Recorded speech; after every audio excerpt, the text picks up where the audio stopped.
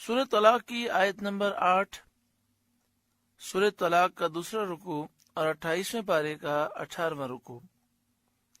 اللہ رب العالمین نے ارشاد فرمایا، وَكَأَيٍّ مِّن قَرْيَةٍ عَتَتْ عَنْ أَمْرِ رَبِّهَا وَرُسُلِهِ، اور کتنے ہی شہر تھے جنہوں نے اپنے رب کے حکم اور اس کے رسولوں سے سرکشی کی۔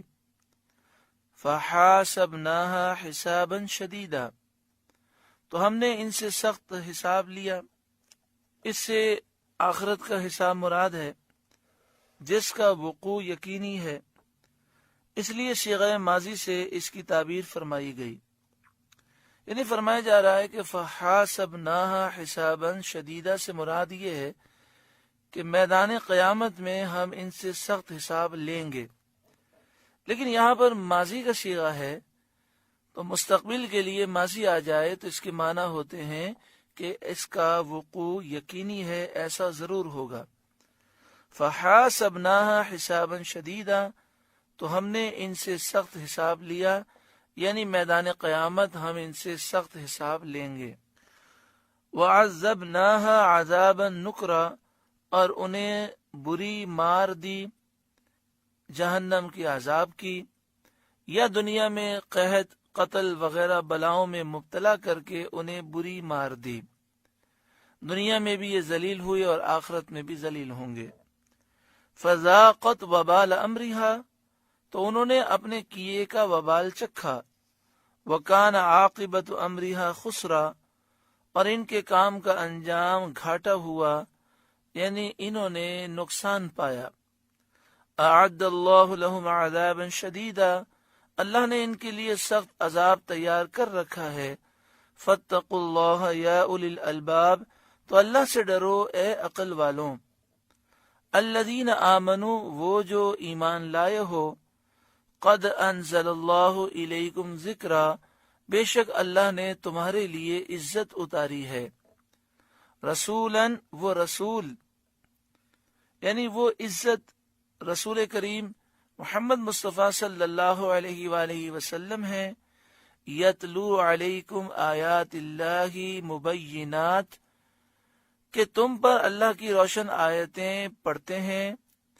لیخرج الذین آمنوا وعملوا الصالحات من الظلمات الی النور، تاکہ انہیں جو ایمان لائے اور اچھے کام کیے اندھیریوں سے اجالے کی طرف لے جائیں۔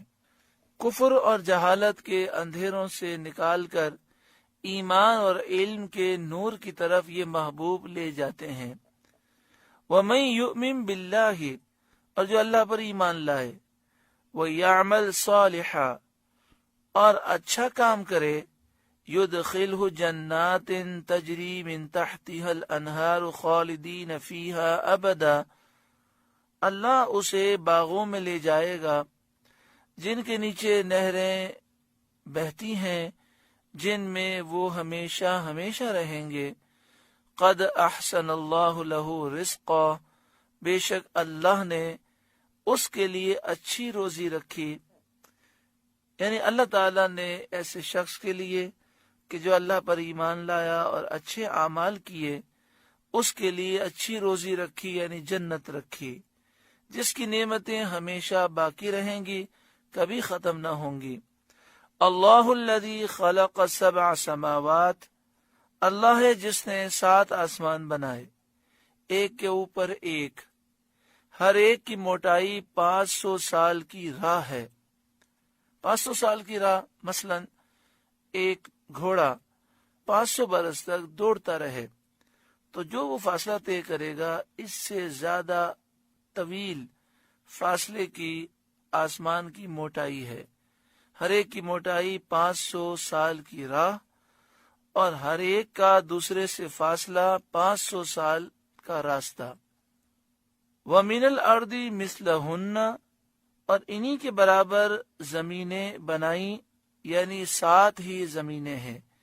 اس آیت کریمہ سے ثابت ہوا کہ آسمان بھی 7 ہیں اور زمینیں بھی 7 ہیں۔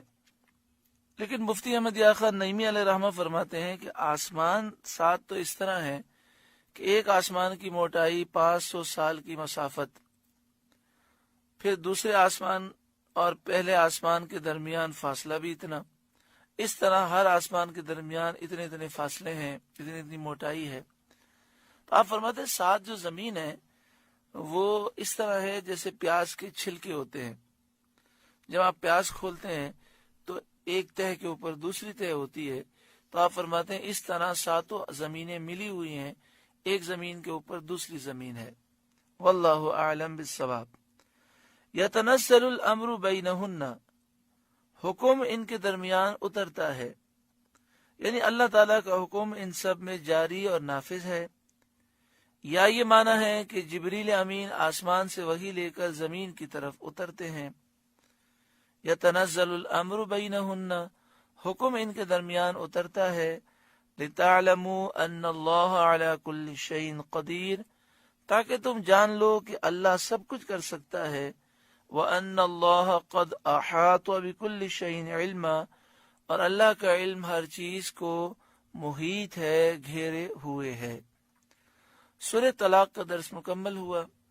اللہ تعالیٰ اس سورہ مبارکہ کی نصیحتوں پر ہمیں عمل کرنے کی توفیق عطا فرمائے۔